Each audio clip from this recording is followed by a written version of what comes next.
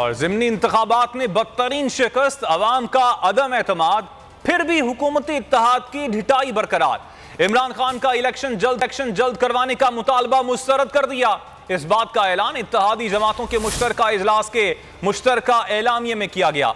PTI के long मार्च का खौफ भी तारी रहा। एलामिये में कहा गया कि किसी जत्थे को ताकत की बुनियाद पर फैसला मुसल्लत करने की इजाजत नहीं देंगे। वजीर आजम कानून के मुताबिक आर्मी चीफ की तकर्रुरी का फैसला करेंगे।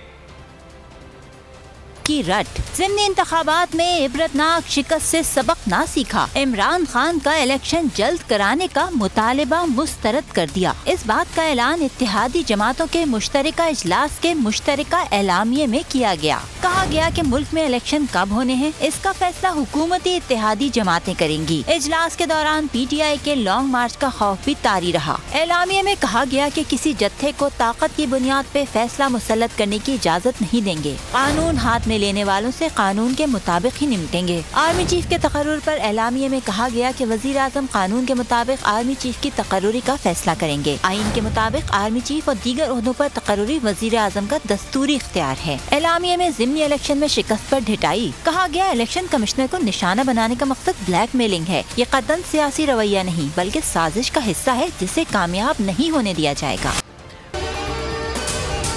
अगर आपको ये वीडियो पसंद आई तो हमारे चैनल को सब्सक्राइब करें और बेल आइकन पर क्लिक करें। सबसे बड़ी कवरेज, सबसे बड़े पैनलिस्ट, हमने तो बड़ी PMLN के वार सहे, वो भी बिला वजह। सबसे ज्यादा रिपोर्टर्स। इलेक्शन कमीशन की जानिब से कोई इंतजाम इतने अच्छे तरीके से नहीं किए गए। बोल की रिवायत, सबसे पहला नतीजा।